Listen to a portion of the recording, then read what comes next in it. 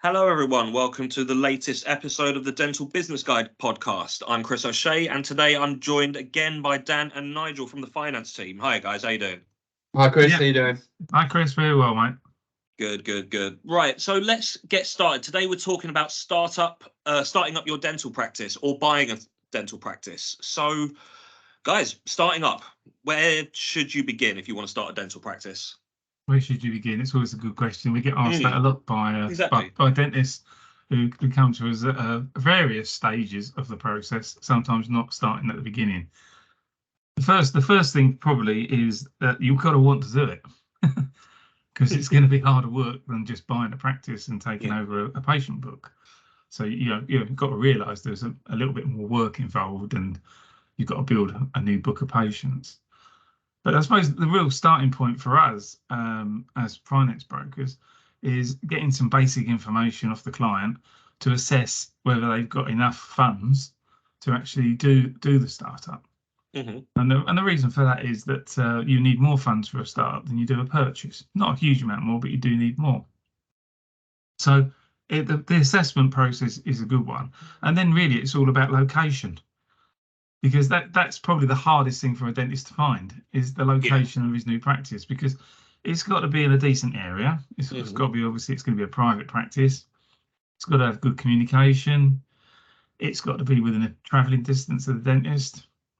And to be quite honest, one of the more basic ones, which I often say to people, he's got to want to work there, or she's got to want to work there. Yeah. Because they're going to be working there probably for the rest of their dental lives.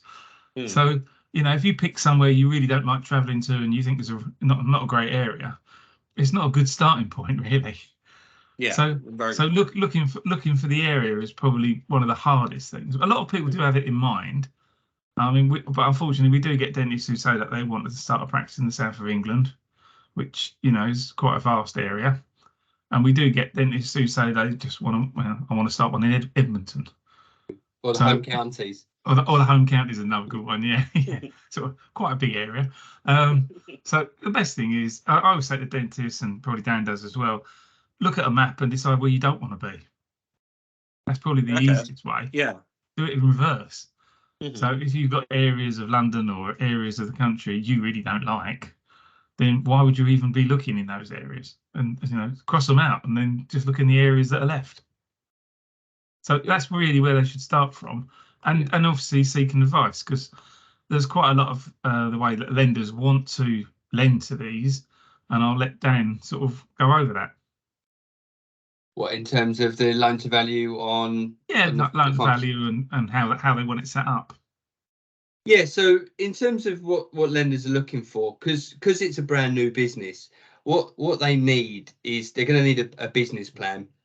What they've got to be careful of is not writing a 60-page, 80-page document for a business plan, because obviously the lenders only have a certain amount of time, and you can put a number of graphs and stuff in there, but obviously it becomes quite a long document. So really what they need to do is be quite concise with what they're writing, establish what type of dentistry they're going to do, cover the location, cover competition. So try and get across most of the bullet points that they need, because obviously, there's a limited amount of time to review this information.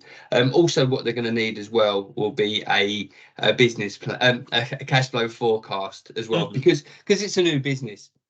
The lenders, when they're looking at the application, won't understand what income it's sort of generating at that moment in time. So they'll need a cash flow forecast, and it needs to be realistic as well, because we see some cash flow forecasts, and Nigel will back me up on this, where people have looked at how much they think they're going to generate over 12 months, and they'll just divide that by 12, where is that really realistic when you're looking at a cash flow?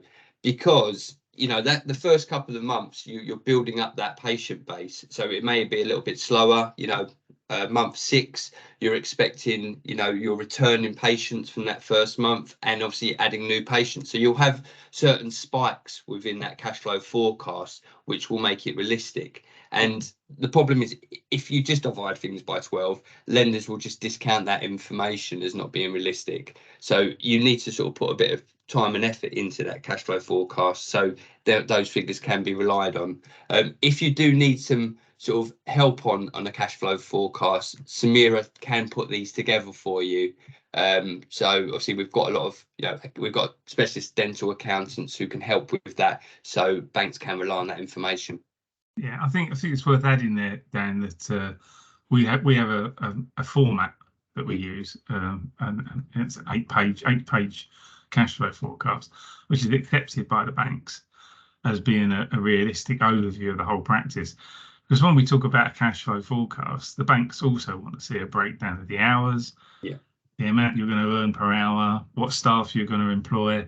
They want to see the full costs breakdown. We're talking about the building of the practice, all the equipment. And if you can put all that into one cash flow document like we do, then that makes life so much easier for the lenders, because they're not scrabbling around looking at different bits of paper trying to piece together what we're talking about.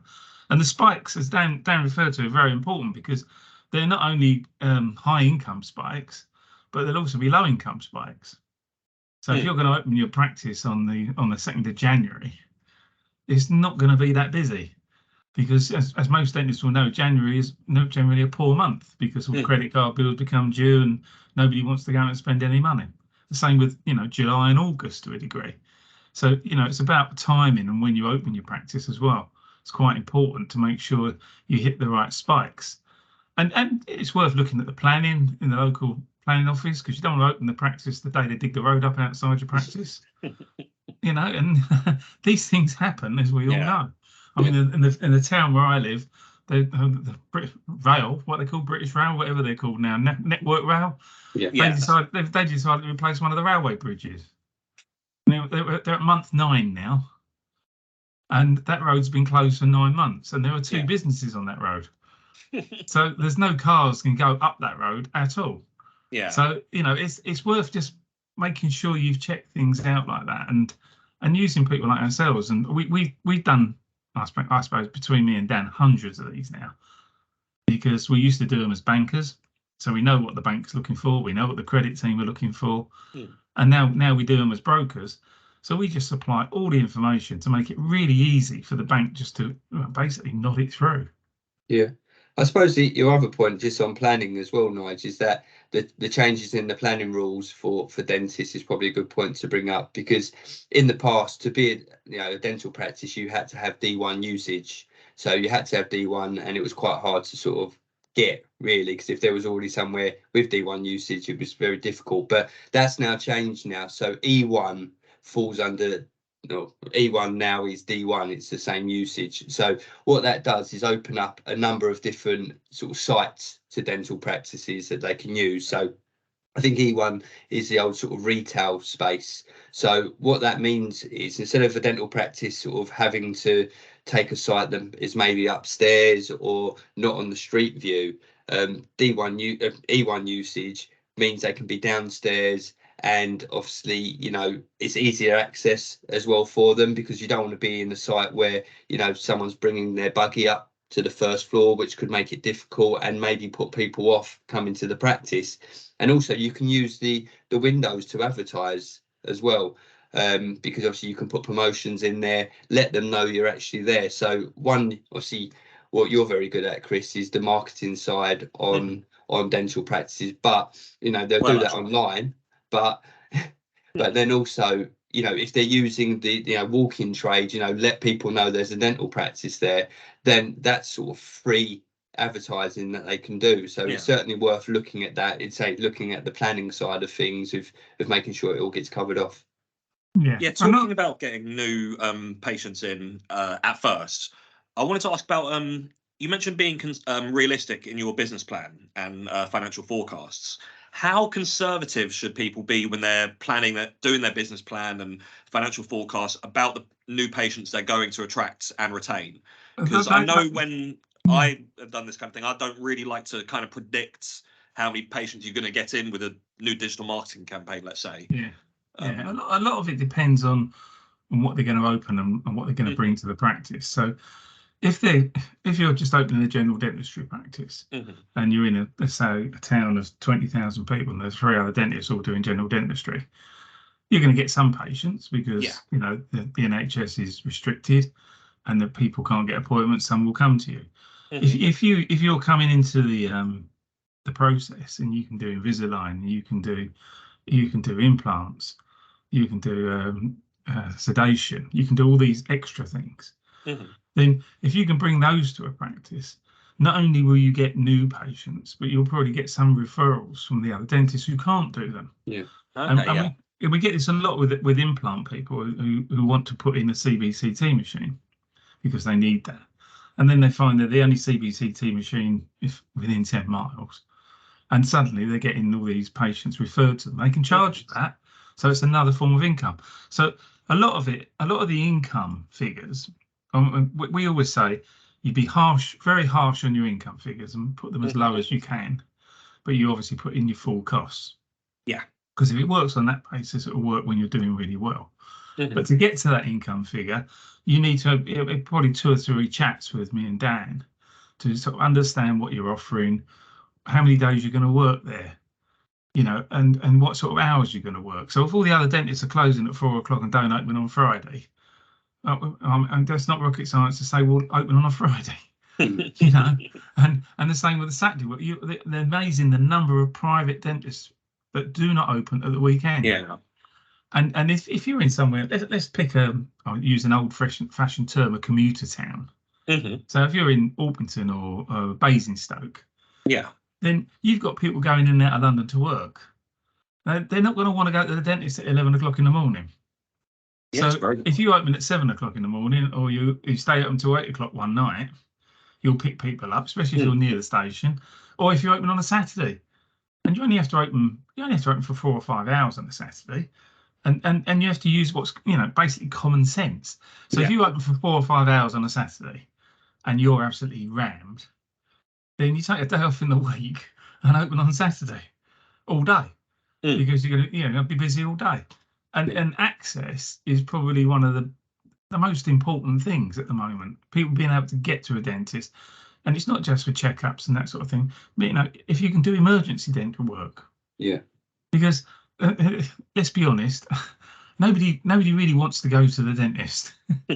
You know, we go because it's a bit like having a car. If you maintain it, it works. Yeah. So we maintain our teeth because that way we don't get any trouble. But occasionally you get trouble. And at that point, I think we've all had toothache in our life. You know, we know that we need to see a dentist, and we really need to see him now. And if you can supply that service by being local to the practice and perhaps coming in, just come in and serve the patient, you'll get a good review on your website. You'll get a happy little customer who'll go out and tell all his mates how good you were and how you saved him his life at the weekend because he was dying. But that's good publicity. Yeah, emergency dentistry is definitely one. There's loads of things. Yeah, loads of things you can do. And so all these things, what we've been talking about for the last 2 or 3 minutes, build into how you calculate your income. Yeah. So it's no good saying to me, oh, I'm just going to do fillings and extractions, but I anticipate I'm going to do 10 grand a month in the first 2 months. Then the answer to that is you're probably not. Yeah. You know, you're probably going to do 1,000 or 2,000. But if you add implants into that, and you know, I think we all know roughly the cost of an implant. You do a couple of implants in the first month, and you generated £5,000. Yeah. And alongside that, and this is sometimes what we have to say to dentists who are good at implants or good at Invisalign. Sometimes you need to just step back a bit as well and do a bit of general dentistry. You know, you can't bring in an associate to do the groundwork for you. Yeah. You need to do that work as well. You need to do the hygiene at the beginning. Yeah. I was going to say that the hygiene cost, because again, if there's any, I suppose the main thing that when I'm talking to clients about the startup is where can you save money in terms of the startup. So, you know, if you can do as much dentistry yourself, perfect. You know, if you can do all the hygienist work, you haven't got to pay someone else to do that hygienic work. You haven't got to share that fee. And also what you're doing is building relationships with those new patients that are coming in. In terms of staffing, you know, the difficulty that you find sometimes is they come from an established practice where you've got a practice manager, a nurse, another nurse, 3 receptionists, and they try and sort of replicate that at the new site where that's not really realistic, because there'll be some days where you won't be busy. So you need to make sure that you've got a nurse stroke receptionist who can do sort of both roles if you can. So when they're not helping you in the practice, they're on the reception, sort of covering that role. So again, it's reducing costs. And while talking about costs, one of the other sort of big things really is your rent fees. You know, if you're leasing a place, ask for as long as possible. You know, if you ask for 3 months for a rent-free period, they'll probably give you a month or two. If you ask for 12 months, then, you know, they're going to scale you back from 12 months. They're probably not going to give you 12 months, but at least then if you start at 12, they may go back to 8 or they may go back to 6. And the thing to get across to dentists when they are requesting that, because obviously the vendor is thinking, oh, I'm not going to get paid for X amount of months, but a dentist is going to spend a lot of money, and we're going to get onto how much a dental practice costs in a minute to set that up. But it costs a lot of money to set up a dental practice. You're not going to go in there and be there for a year or so and think, oh, I'm going to move down the road somewhere else and spend another load of money to do that. Dental practices don't tend to hop around a lot. They're going to be there for the length of their lease for 15 years, right? So if you help them out at the start, then that will help that business grow, and then they'll be there for a long period of time. And the funny thing about dentists, who do dentists sell to? Other dentists. So after that 15-year period, if they've had enough, I don't want to be a dentist anymore, who are they going to sell to? Another dentist. So that landlord, in effect, has got a tenant for the next sort of 30 years.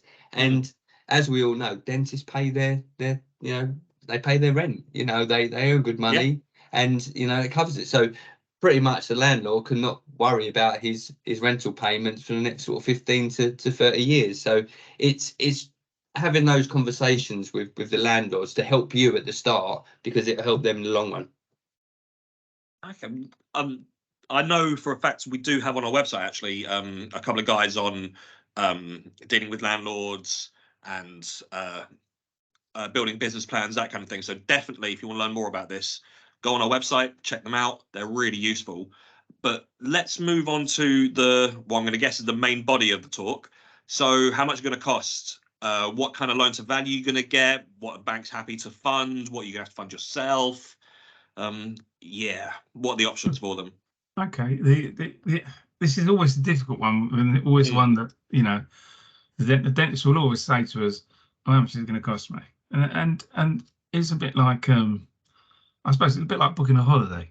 The holiday can cost you 2,000, it can cost you 5,000. And if you want to go first class, it will cost you 20,000. So, and it's the same with dental practice. So the build costs, I mean, there are things in the build costs that you have to do. You have to upgrade the electric in most of these premises because you use a huge amount of electricity. You have to build to CQC standards. Floors, walls, doors. If you're using X-ray machines, you've got to have the appropriate door in place. You've got to have the appropriate protection in place. You've got to buy the right furniture. So those sort of costs, they can be fairly standard. But obviously it's the finish. It's the finish. Now, I mean, we've done, I say 100 of these, and I've done them for 170,000 in total, and I've also done them for 600,000 in total. The average, and a good average figure, I would say, is around 350, 370, all in. Okay. Yeah. Now, the beauty of that figure, and it is a good figure because it makes it easy for us to work out the loan to value. The banks will lend you 70% of the build and the equipment costs. Now, obviously, but that is limited to 250,000 maximum. So if you're spending around 350, you can get 250. Right. Now you can get that for a leasehold over 15 years, as long as the lease is 15 years. Yeah, that's the maximum they'll do. If you're going to buy the freehold, and a lot of people do buy freeholds when they do startups, and we'll talk about that in a second. You know, the freehold loan can be for 20 years or even 25 years in some cases. Again, it'll only be for 70% because it's a startup. So you've got to find a 30% deposit for both. Right. But it may be that if as long as you're not buying one in Chelsea, you know, your purchase cost for your freehold might be equivalent to your rent, or near enough that in 15 years' time when you renew that lease, because remember, leases go up every 3 or 5 years on review, always upwards. So you could end up paying what you're paying for the freehold, and you're getting an asset. So it's a big advantage in doing that, and also the second advantage to buying a freehold is they'll do it over 20 years, and they'll also do your practice loan for your build and your goodwill over 20 years in most cases. So it extends, and this goes back to what Dan was saying about trying to keep your costs down. So by spreading it over 15 years is good, but over 20 years brings your loan payments down even more. Yeah. And most banks will do this. Will give you the first year interest only. So again, they are trying to help. They are trying to help, and they know that you're going to make a loss in the first few months. We get a lot of people when we do the projections go, "Oh, but you've made a loss in the first few months." Yeah, because that's the way life is. You're going to make a loss in the first few months because your income doesn't meet your expenditure. Yeah. Once it starts to meet your expenditure, your break-even point, that's great. But up to that point, you'll be putting money into that business as well. That's why you'll be working elsewhere as an associate. You might be leaning on a wife or a husband who are earning as well to pay the household bills. So you need that sort of additional help. And we've talked about dentist buying, but obviously more than one dentist can do this. And we often get married couples, brothers and sisters, university friends. They set up together. Now, obviously, that helps because one, you share the burden, two, you share the deposit. And the beauty of it is that you can open more. So if you're only going to open 1 or 2 days because you need to work elsewhere as a sole trader, if there's 2 of you, you can open 4 days, and both of you can still work elsewhere. That tends to grow the business quicker. So that goes back to the previous question about income. How do you gauge your income? We need to know how many people are going to be involved in it. Yeah. And you know these are all the things. It's a complicated mix. And you can understand why banks want so much information about each party, because they consider it to be higher risk than dentistry, but dentistry isn't considered to be risky. So when we say higher risk, we're not putting it up there with manufacturing the lunar space lab. You know, that's quite high risk. You know, because they don't need many of them in a year. But you know, it's higher risk in their eyes, but it's very low risk for dentists. Yeah.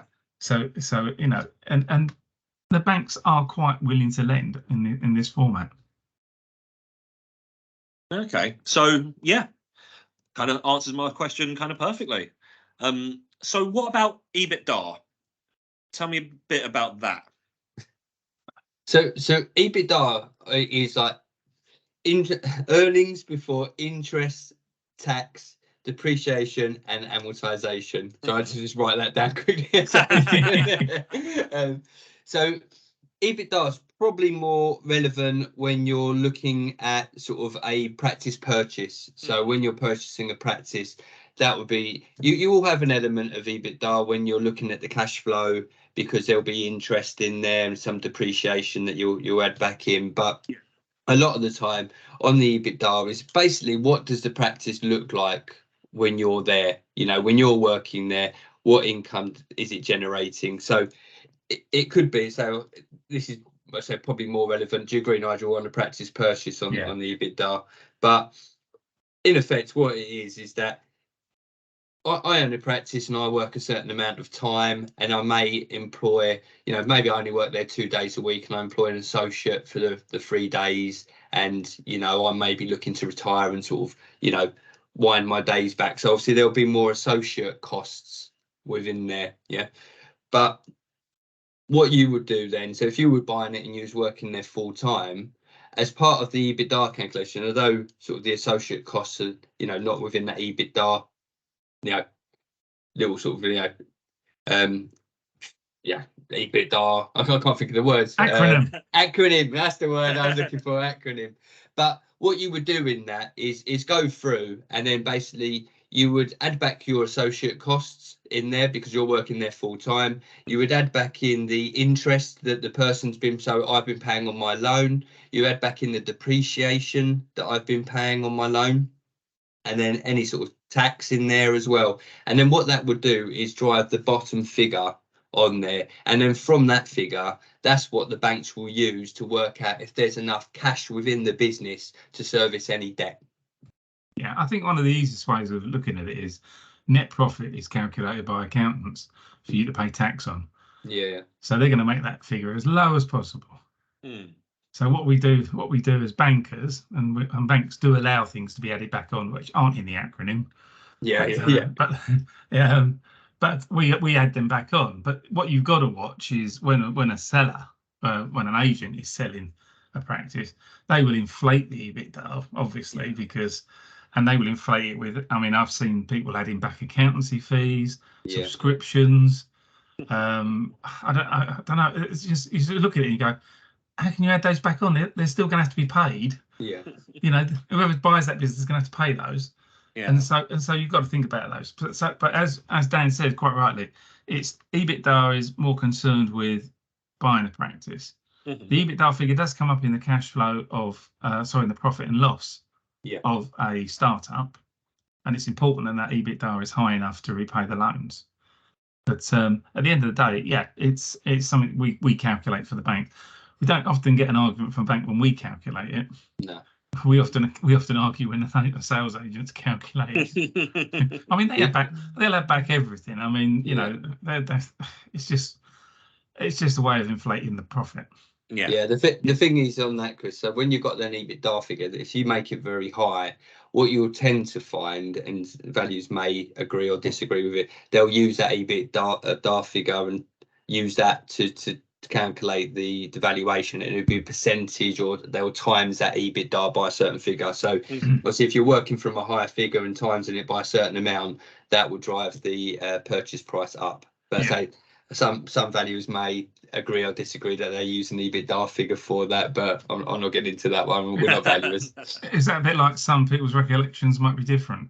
Yes, exactly. Yeah. Okay, we can either confirm or deny if they actually use that. Some do, some won't. Some say they use a different figure that we would never understand. But I mean, the big difference there is that if you're buying, then the lender is going to send out their own valuer anyway. Yeah. So he's going to value the practice, and he's not going to value it by adding back on everything you're going to pay. Yeah. So it's pointless agreeing a price, which is highly inflated, for a valuer to come in and go, well, no, it's not worth that, and then you've got to go back and argue. So it's best to get these things out in the open at the beginning. Yeah, sales agents are a little bit like, you know, estate agents.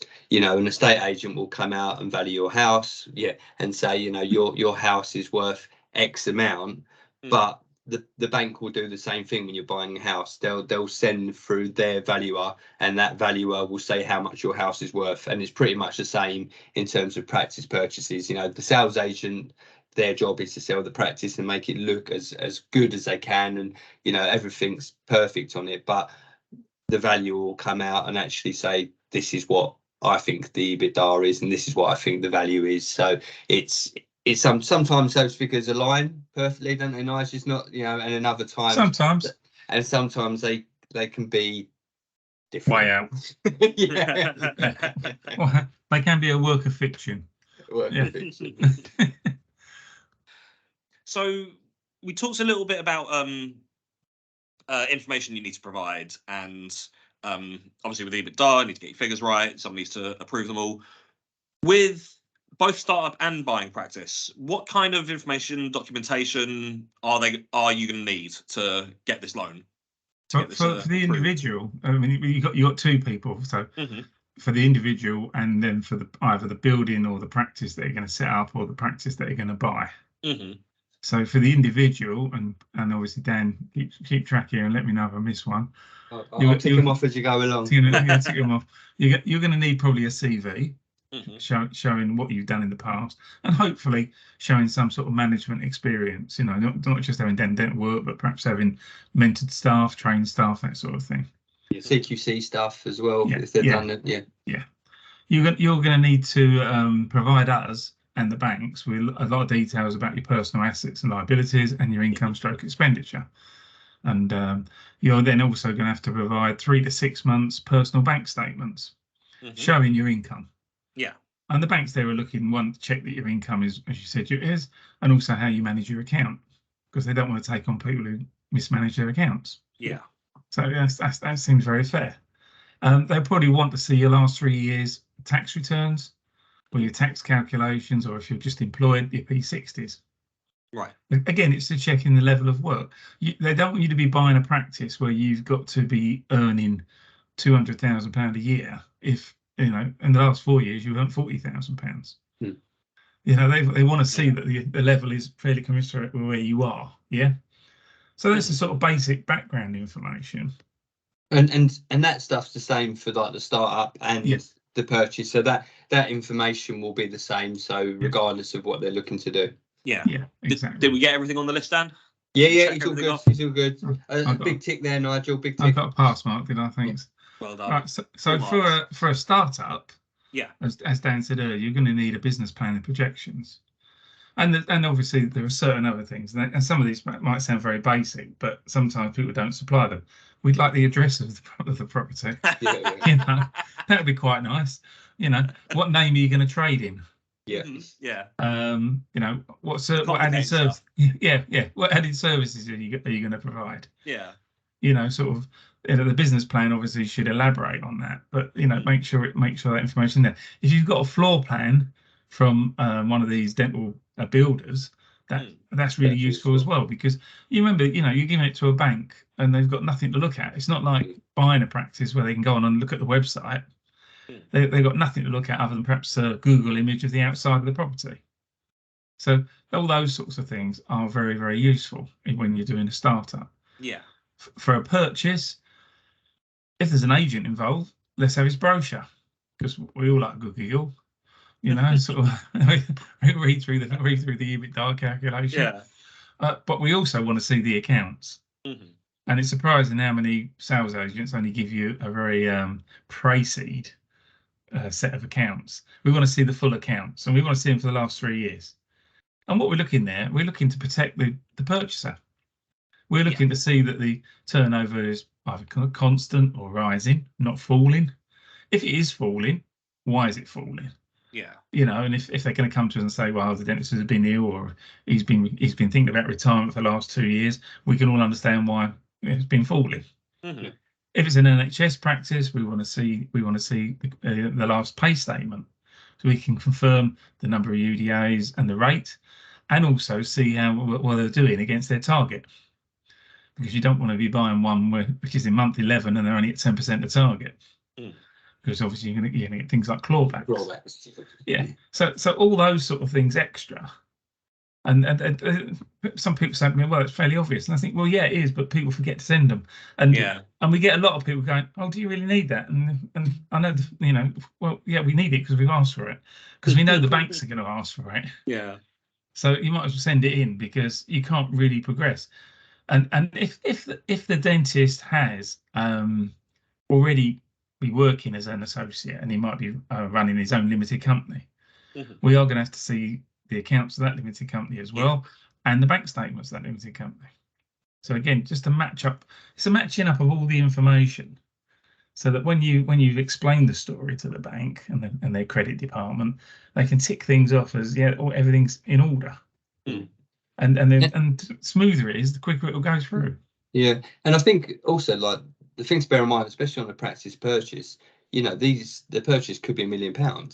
You know, it's unusual. Like, sometimes we find it very strange. I think me and Nigel was having a conversation about this the other day, that, you know, someone's buying something for, you know, just use £1 million for a figure, but a large amount, but their last set of accounts could be like 2022, when, you know, 2021, sorry, weren't they? And then, but they haven't got any figures for 2022. They haven't got any management information or anything like that. So you're not seeing an up-to-date picture of what the business is doing. So you're sort of a couple of years out, but then they want you to explain to a bank that it's good for £1 million loan when you haven't got the up-to-date figures, because it's difficult to do, because how can you support an application to a lender when you haven't seen the up-to-date figures on the business? And how can you say that's going to pay a business loan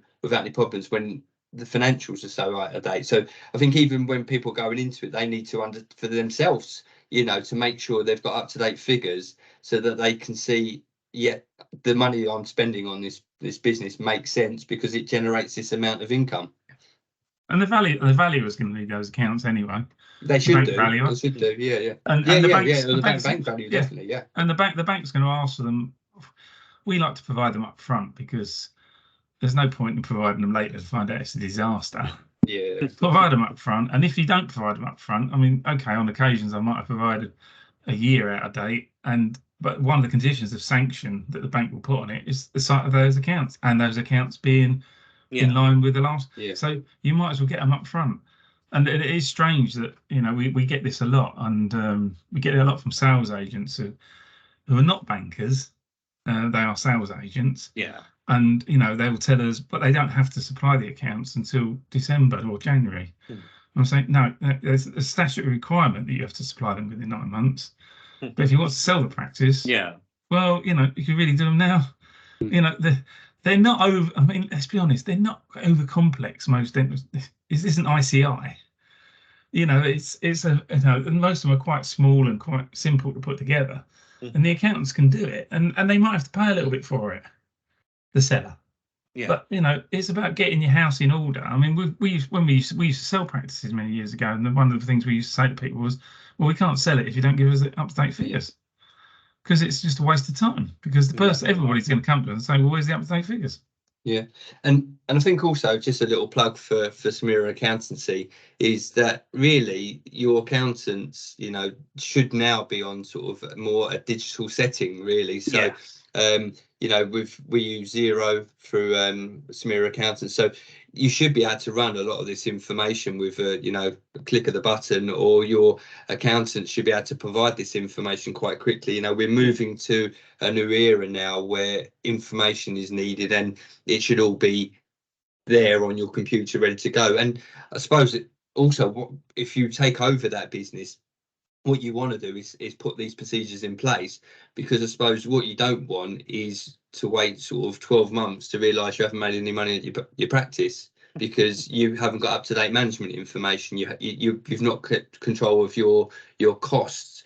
So, you know, this is, you know, stuff that banks want to know, but you should want to know for your own sort of, you know, business acumen, that you know your business is performing in the right way, and that you're sort of, you know, covering your costs, really. You know, it seems strange that, you know, I think because we're used to all the accountants using it and our clients using the systems, that when we ask it from someone else for that information, that they can't just sort of send it over quite quickly. Yeah, it's a good point though about making tax digital. That should make all of this pretty swift, and there shouldn't really be any excuses anymore. But well, I think the rule was coming in that they was due to do it, and it would be sort of official, wasn't it, that everyone had to do it every quarter. You sort of had to do some sort of tax return. I think they've pushed it back slightly now. They pushed it back again. Yeah, but I think that's the way things are going, and if you're not doing it already, then it's coming in. You might as well get it. Exactly. You might as well get used to it instead of because it's useful for you. Yeah, exactly. That might be another podcast episode I'll have to do with the accounts team at some point. Yeah, it'd be a good one. Yeah, I'll get them involved. Right, so how long, both for startups and for purchases, roughly how long is it going to take? Without saying how long is a piece of string. See, on the purchase, it can be quite a hard one because there's a lot of elements that they'll need to sort of cover off, really. So obviously, like Nigel mentioned, the bank will want a valuation undertaken, so that will take a while to do. The actual bank side of things and getting themselves up straight, ready to go, that's quite quick. But then if you're taking over a lease or a freehold, they need to do their legal paperwork to get that in place. But the real thing that takes a long time is CQC. Right. So it's getting that CQC transfer. So you're probably looking, like, if you're buying an established practice, you're probably looking sort of 9 months to actually make that happen. Mm-hmm. And I've been optimistic with 9 months there, Nigel. Oh, you're being a bit pessimistic, I think. Yeah. Do you reckon? But you're probably looking like 6 to 9 months. Yeah, really, I would say 6 to 9 months. Yeah, depending on any issues that come up and how quickly the purchaser gets on with the CQC. You know, we've had cases where they've got everything in order, everything's agreed, solicitors are ready, and they turn around and say, oh yeah, and I've just applied to the CQC. And you go, well, that's going to be another 12, 16 weeks then. Yeah. You know, and it's only because the CQC are well understaffed. Yeah. And there's a lot of activity. Yeah. So, you know, they just cannot do it any quicker. So the best, I mean, for a startup, similar sort of timescales, I mean, normally about 6 months, you know, before you actually start work on your premises. I mean, it can be quicker, but it all depends how quick you can get your information together, how quick you can get to the banks. At least with a startup, if you're not buying the freehold, there's no valuation. Yeah. So it can be quite quick. Yeah. I suppose sometimes with the lease side of things, that can be quite delayed. Obviously, if you're negotiating certain terms in leases and bits and pieces like that. But I think, like we've said on other sort of webinars, really, you need to employ a specialist solicitor. That's so important on startup and purchase. You want to make sure that your solicitor is covering off all the points, and obviously, you know, you're in a specialist sector and covering off all the points for a dentist. You know, because you may have someone who's a good solicitor, but doesn't understand the dental sector as much, and they may miss things. And especially on the purchase as well, if you're transferring NHS contracts and making sure that's done correctly, if you haven't got a specialist, they may miss things. And what you don't want to be in a position where the solicitors on the other side is probably prompting your solicitor on things to do, which puts you. Sorry, what's that? Or better than your solicitor. Oh, better than your solicitor. Because if he's better and he knows the game, you could find out you haven't done everything. Yeah, so they may be a little bit more expensive in terms of doing it, but obviously they understand what they're looking for, and they understand they're coming out and they're doing their job properly. So yeah, that's one of the things you should definitely use when you're going through either a startup or a purchase. Yeah, but it goes back to the use of professional specialists. Yeah, exactly. Yeah. And just as a quick another plug again, if you join the Samara Alliance and the buying group, we can hook you up with dental specialist solicitors and basically anyone you need to start up a practice. Yeah. If we don't do it, we know someone who does. Yeah, you can get your equipment a bit cheaper and all that sort of thing. Yeah. Consumables, exclusive deals. Yeah. We can get the asset finance. So yeah, if you are thinking about starting up, then yeah, we're essentially a one-stop shop for everything startup. Yeah, 100%. So you mentioned CQC. Why is that so important? Because you can't trade without it. There we go. Brilliant. Perfect answer. They are the governing body. They are the governing body, and if you try and trade without it, you are trading illegally. Right. And every dentist knows this. And you know, CQC will do inspections of premises to make sure that they're covering all the right things. Yeah. So yeah, it's basically, I would say, a trade body, but it's the regulatory body. Right. Yeah. So you've got to have it. Yeah, and I think, Nigel, when you said before about sort of, getting some plans and stuff like that of the startup side of things, is what you don't want is, you get your mate, the builder, to come in and he thinks he knows where, a decontamination room should be put. But if CQC come in and go, why have you put that there? Yeah, they won't sign you off. So again, when we're talking about specialists, it's even at the starting point, you get someone in, if they can design your practice and they understand how the flow of a dental practice should be, because things need to be in certain places, and to make sure you're CQC compliant.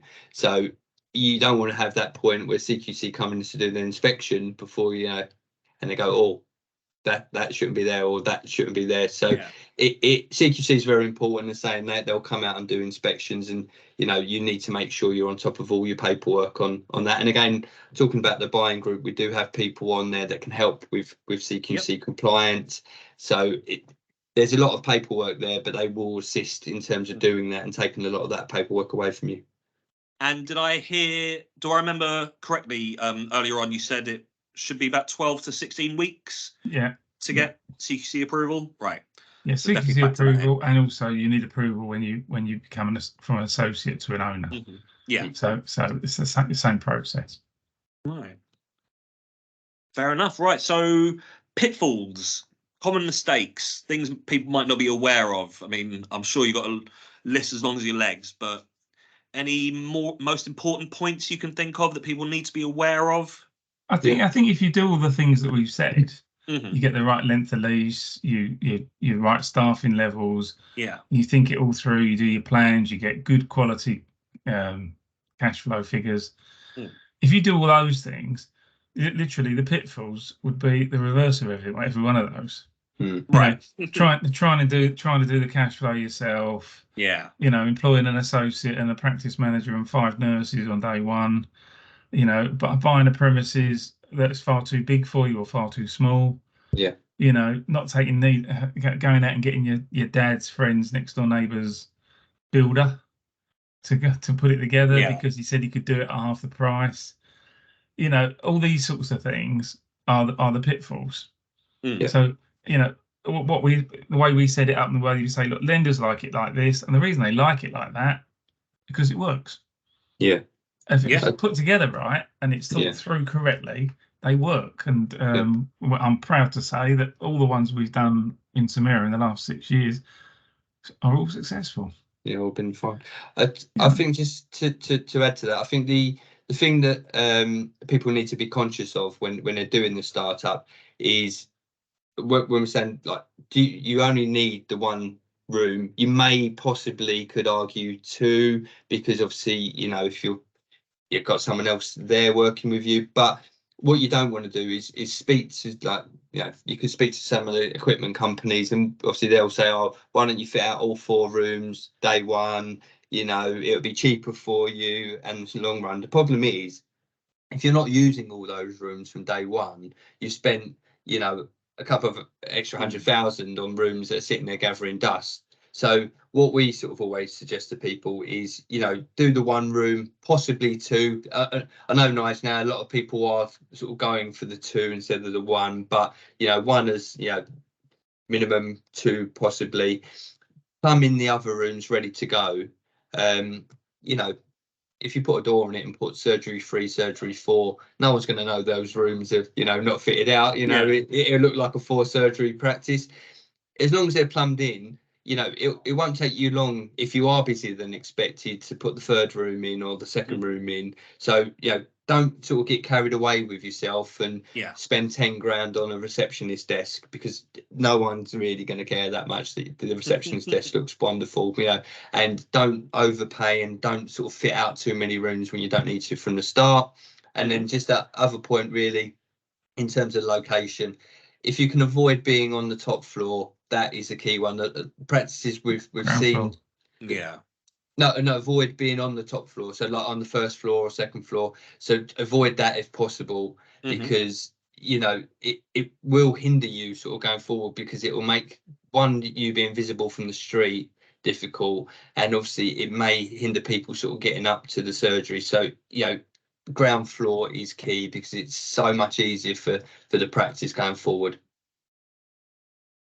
Yeah, those are actually really good points, especially the top floor one. So essentially, the pitfalls are not following our advice.